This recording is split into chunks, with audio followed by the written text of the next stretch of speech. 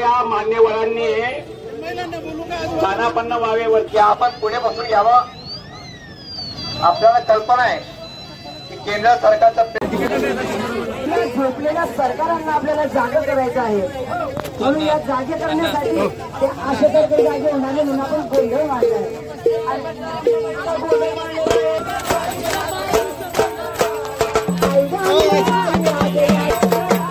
यावे गोंधळाला गांबाबाई आज यावी गोंधळाला,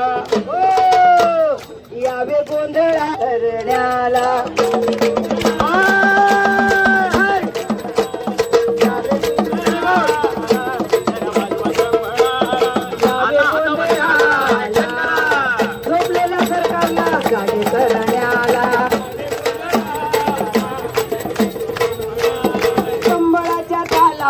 आईला खेळोऱ्या, संबळाच्या तालावर आईला खेळोऱ्या। अहो झोपेचं सोम काय घेऊन बसले, जरा उठून बसा, जनतेकडे लक्ष द्या। उपासमारीची वेळ आली म्हणून यावे गोंधळाला जरा वाजवा संबळाला,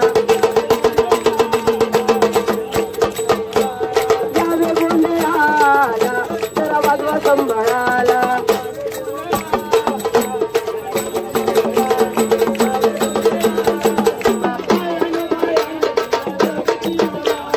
बायानो बायानो तिला जागतिका माना, बायानो अंबाबाईला हळदी कुंकवाचा मान द्या।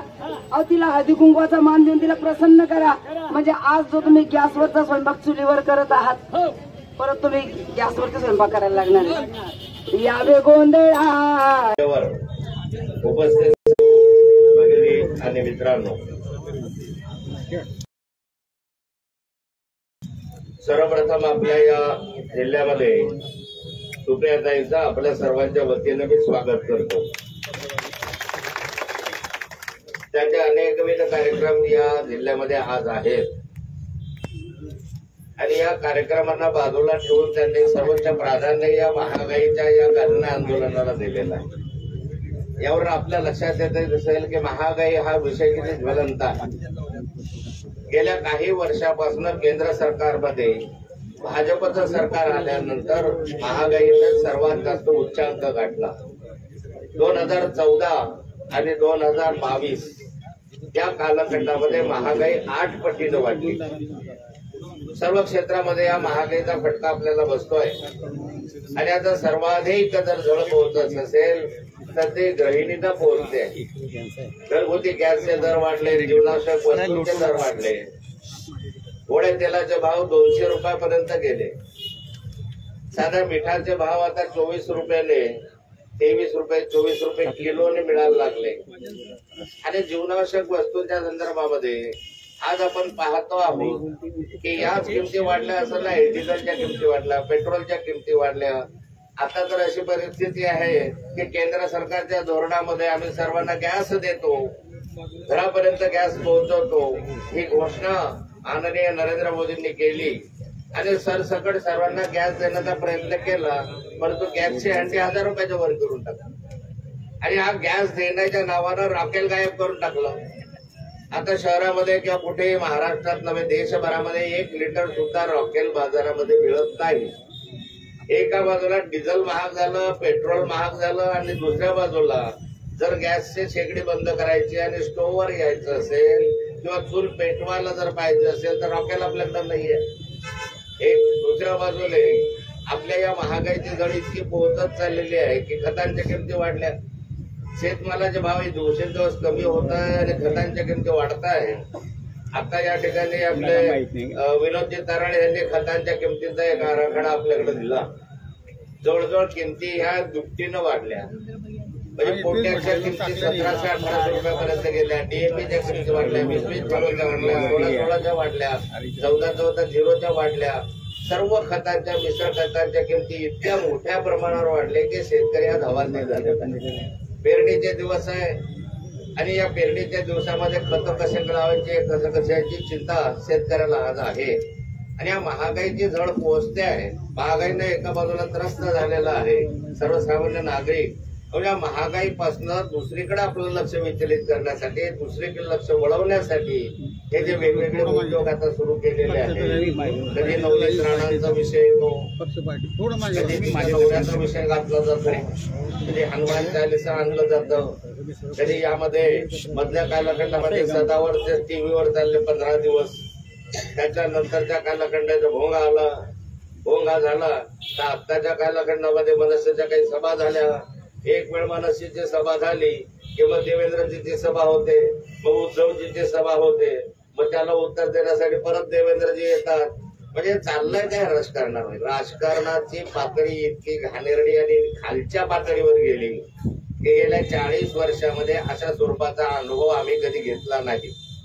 इतकं व्यक्तिगत एखाद्या वर्षी बोलणं हे तर आता 40 वर्षात आम्ही अनुभवलं नाही. टीका टिप्पणी केली, मी पण केली, परंतु टीका टिप्पणी करत असताना व्यक्तिगत टीका टिप्पणी कधीही केली नाही. तत्वाने भांडणं केले, तत्वाने मांडणी केली, परंतु अशा स्वरूपाचं घाणेरड्या स्वरूपाचं एखाद्या व्यक्तीविषयी बोलणं म्हणजे ह्या त्यांच्या संस्कृतीचा अभाव आहे. हा त्यांच्या रक्तामधला दोष आहे या ठिकाणी. आणि अशाच संस्कार त्याच्या आईवडिलांनी शिकवले असते. म्हणून माननीय शरद पवार सारख्या एक उत्तुंग नेतृत्वावर अशा स्वरूपाचे घाणेरड्या स्वरूपामध्ये लिखाण करणं याचा तीव्र शब्दामध्ये आपण निषेध केलेला आहे. जळगाव जिल्ह्यामध्ये आपण त्यांच्या विरुद्ध गुन्हा दाखल केलेला आहे. परंतु या नीच प्रवृत्तींना वेळीच आपण त्या ठिकाणी ठेचलं पाहिजे. या अशा घाणेरड्या प्रवृत्ती राजकारणामध्ये कुणी आणल्या? अलीकडच्या कालखंडामध्ये जर पाहिलं तर ह्या ज्या प्रवृत्ती चाललेल्या एकमेकांवर पोटपोटी करण्याच्या, एकमेकांना राजकारणामध्ये तू दुश्मन आहे, तू विरोधी पक्षाचा आहे, म्हणजे तू एकदम दुश्मनीसारखा आहे, अशा स्वरूपाचं जे वातावरण आहे अलीकडे निर्माण झालं. पूर्वीच्या कालखंडामध्ये निवडणुका एकमेकांच्या विरोधात लढायचे, परंतु निवडणुका झाल्यानंतर सारं विसरून जायचे. एकमेकाविषयी आदराने सन्मानाची भावना नेहमीच ठेवली जायची. परंतु अलीकडच्या राजकारणामध्ये हे बदलावचं चित्र जे आहे, हे चित्र कशासाठी आहे की एक नवीन इश्यू काढायचा आणि या महागाईच्या इथून लक्ष आपलं दुसरीकडे वळवायचं. म्हणजे या विषयाच्या मध्ये आता बरं झालं की लोकांनी आपल्याला प्रतिसाद दिला नाही. यांना असं वाटलं की या भोंग्याच्या संदर्भामध्ये हिंदू मुस्लिमांमध्ये तणाव निर्माण होईल, त्या माध्यमातलं काहीतरी भानगडी निर्माण होतील. पण दोघेही समाजांनी या ठिकाणी संयम ठेवला आणि त्यामुळे यांच्या ज्या काही त्यांना असं वाटत होतं की वातावरण बिघडेल, अशांतता होईल, त्याच्यावर पाणी फिरलं. यापुढे सुद्धा आपल्याला हे सर्व विसरण्याचे भोंगे बिंगे सोडून द्या आणि महागाईच्या विरुद्ध संघर्ष करायचा आहे. माननीय सुप्रियाताईंनी लोकसभेमध्ये अनेक प्रश्न सातत्यानं मांडले. मी त्यांचं नेहमीच अभिनंदन करतो. त्यांचं भाषण ऐकले की इतके अभ्यासपूर्ण भाषण त्यांनी मांडले त्या ठिकाणी आणि महागाईचा विषय असं प्रखरपणे त्या ठिकाणी मांडतील. अच्छे दिन आएंगे, अच्छे दिन आएंगे. त्यामुळे मी सुद्धा गेले असा झपाटल्यासारखा होतो की मोदीजी गेले आणि नंतर माझ्या लक्षात आलं की अच्छे दिन तो काय झालं, बहुत बुरे दिन आने लगे. आणि त्यामुळे आज आपला संघर्ष करायची वेळ आलेली आहे. मला आठवतं की पूर्वीच्या कालखंडामध्ये 7 पैसे प्रति लिटर डिझेलचे भाव वाढले होते, तर माननीय अटलजींनी बैलगाडीवर बसून मोर्चा काढला. 7 पैसे. आत्ताच्या स्मृती इराणी जे आल्या होत्या काल, त्यांनी तर अख्खा महाराष्ट्र पेटवून दिला होता, देश पेटवून दिला होता. ये महंगाई बढ़ गई है, गैस बढ़ गया है, महंगा तेल, ये खेल वैसा खेल, वार काय घोषणा द्यायचे आणि आता कुठं कोणत्या बिळामध्ये लपले आहे, आता का पडून जात आहे, आता का बोलत नाही आहे, आता का सर्वसामान्य दिलासा देत नाही आहे. कोणताही नेता या संदर्भामध्ये बोलायला का तयार नाही, का म्हणत नाहीये यामध्ये की आम्ही महागाई कमी करू. एवढे शब्द तरी तुमच्या तोंडून ऐकायची आमची इच्छा आहे. तेव्हा आम्ही या महिनाभरामध्ये महागाई कमी करू, आम्ही या महिनाभराचे गॅसचे दर कमी करू. मी तुम्हाला सांगतो, माझा अंदाज आहे, मी अर्थमंत्री होतो काही काळ, हा डिझेलचे भाव 150 रुपये प्रति लिटरच्या वर जाणार आहेत. आज जे पेट्रोल डिझेल भाव वाढतायत, खतांच्या किमती वाढतायत, आणखीही त्याच्यापेक्षा 1500 रुपये थैली मागे जास्त होणार आहे. या देश दिवाळखोरीच्या दृष्टीने वाटचाल करतो आहे. या देशामध्ये जर पाहिलं आहे तर डॉलरच्या किमती 78 रुपयापर्यंत गेल्या. देशाच्या इतिहासामध्ये असं कधीही झालं नाही. ऐन शेतकऱ्याच्या शेतामध्ये गहू आला आणि निर्यात बंदी झाली, अशा स्वरूपाचा कांदा आला की त्याची निर्यात बंदी झाली. म्हणजे शेतकऱ्याला भाव एका बाजूला मिळत नाही आणि दुसऱ्या बाजूला खताच्या किमती वगैरे सगळ्या किमती वाढत आहे. आणि या ठिकाणी यामुळे सर्वसामान्य माणूस त्रस्त झालेला आहे. कार्यकर्त्यांना माझी विनंती आहे की आक्रमकतेने आता या संघर्ष करण्याची आवश्यकता आहे. आपलं महाराष्ट्रातलं सरकार आहे म्हणून केंद्र सरकारच्या विरोधात लढू नये असं कुणी सांगितलं तुम्हाला? जे विषय आहे ते तातडीने ज्याच्या त्याचे केले पाहिजे. त्याच्यासाठी नेत्यांची किंवा पक्षाच्या आदेशाची आवश्यकता नाही आहे. स्वयं आपण मोर्चे काढले पाहिजे, स्वयंरीतीने त्याचा विरोध केला पाहिजे, स्वयंस्फूर्तीने केलं पाहिजे. कोण केतकी चितळे लावल्यात? आता मी पहिल्यांदाच नाव ऐकलं त्या पोरीचं. मला तर माहिती नव्हती केतकी कोण आहे. परंतु अशा स्वरूपाची स्वतःची प्रसिद्धी मिळवण्याच्या दृष्टिकोनातून मोठ्या माणसावर बोलल्याशिवाय स्वतःचं नाव येत नाही. मोठ्या माणसावर बोलावं लागतं काही ना काही. मग सगळ्या महाराष्ट्राला माहित पडतं की हे पोरगे कोण आहे या ठिकाणी. त्याच्यासाठी हे सारे उपद्व्याप असतात.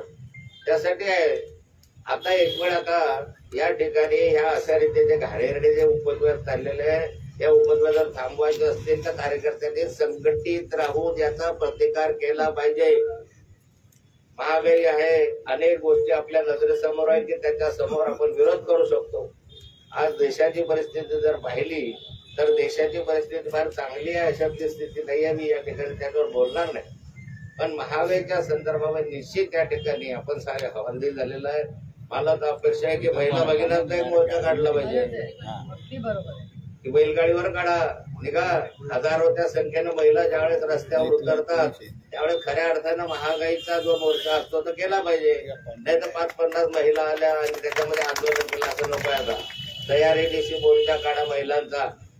त्या ठिकाणी असं पाहिजे की 2-4-5 हजार 10,000 महिला रस्त्यावर आल्या पाहिजे आणि त्या मोर्चाच्या माध्यमातून सरकारला जाग आली पाहिजे. नुसतं इथे येऊन घोषणा केल्यामुळे सरकारला जाग येत नाही. गावोगावी गल्ली गल्ली सगळ्या ठिकाणी मोर्चे ज्यावेळेस महिलांच्या निघायला लागते त्यावेळेस एका स्त्री शक्तीची जाणीव सरकारला होईल आणि मग काहीतरी दखल आपल्या संदर्भामध्ये घेतील. हे सरकार तुमच्या भावनांची दखल घेईल केंद्राचं असं अजिबात वाटत नाही. कारण दिवसेंदिवस जे निर्णय चाललेले आहे, तुम्ही काय बोलायचं ते बोला. तुम बकाव हम एतबार आहे अशा संदर्भामधला आजची जी भूमिका चाललेली आहे ती काही योग्य नाही आहे.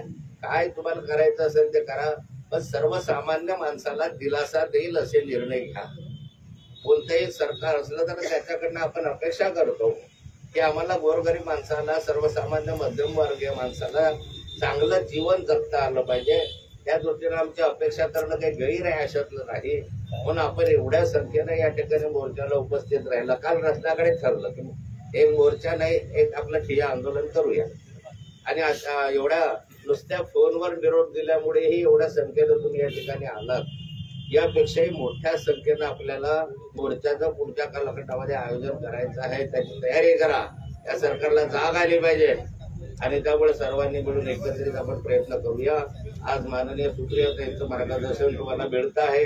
महागाईच्या विरोधामध्ये हा आपला ठिय्या आंदोलन या ठिकाणी आहे आणि आपण सारेचे सारे भाग्यवान आहोत की या ठिकाणी अचानक का ताई या ठिकाणी आल्यात आणि या आपल्या ठिय्या आंदोलनाचं सांगतात त्यांच्या भाषणाला. तेव्हा या लोकांना घरातून बाहेर पडायचे वांदे होतील. मी सांगते, महिला ही खूप सुसंस्कृत असते. तिला छोटस काहीतरी बोला टचकन तिच्या डोळ्यात पाणी येतं. पण जेव्हा तिच्यावर अडचणीचा काळ येतो तेव्हा तीच महिला भगिनी अणकरपणे उभी राहिलेली या भारताने पाहिलेली आहे. त्याच्यामुळे या महिलांच्या सहनशीलतेचा अंत पाहू नका. महिलांच्या अंगावर काल एकदा हात उगारलाय, पुन्हा उगारू नका. कारण का आम्ही खूप सहनशील आहोत. पण आज काल अति झाले, अति झाले. काल त्याची पोलीस स्टेशनला कंप्लेंट करायला की आमची महिला भगिनी आज हॉस्पिटलमध्ये. शेमच आहे. आमची महिला भगिनी हॉस्पिटलमध्ये, तिचा नवरा, तिचं लहान मूल आहे. कोण घेणार आहे त्याची जबाबदारी? गुंडागर्दी आहे. आणि काय सांगतात की आमचा पक्ष महिलांचा खूप मान सन्मान करतो. हा महिलांचा मान सन्मान महिलेवर हातच आहे. बरोबर आहे तुम्ही म्हणलं ते. बेटी बचाव बेटी पढाव ही तुमची बेटी आहे. काय करत होती ती महिला? ती फक्त एवढंच म्हणत होती की मला 1 मिनिट, आणि पोलीस घेऊन जात होते. माझं काय म्हणणं आहे, दंगा केला असता मी हात जोडून माफी मागितली असते. मी हात जोडून मागितली की स्मृतीजी आय एम सॉरी, आमच्या कार्यकर्त्याचा तुमच्याशी काही चुकीचं वागलं असेल तर मी माफी मागते, त्याच्यात काही कमीपणा नाही, त्याच्यात जो गलत आहे वो गलत ही आहे. पण जर आमची महिला भगिनी शांततेच्या मार्गाने, चला ठीक आहे एखादी घोषणा दिली असेल, पण आता घोषणा देण्यावर पण तुम्ही आम्हाला मारणार, हा न्याय वाटतोय तुम्हाला? हा यांचा पुरुषार्थ आहे. हे जे शाहू छत्रपतींचं नाव घेतात, हे छत्रपतींनी शिकवलं महाराष्ट्रामध्ये. ही प्रवृत्ती ही कुठेतरी थांबली पाहिजे आणि त्याच्या विरोधात कायदे आहेत आणि त्या कायद्याच्या नियमातच आपल्याला काम करायचंय. मी मागणी करणार आहे आणि जर या महाराष्ट्राच्या पोलिसांनी त्या तिघांना अटक करून जर शिक्षा केली नाही तोपर्यंत आपण सगळ्यांनी आंदोलन करायचं.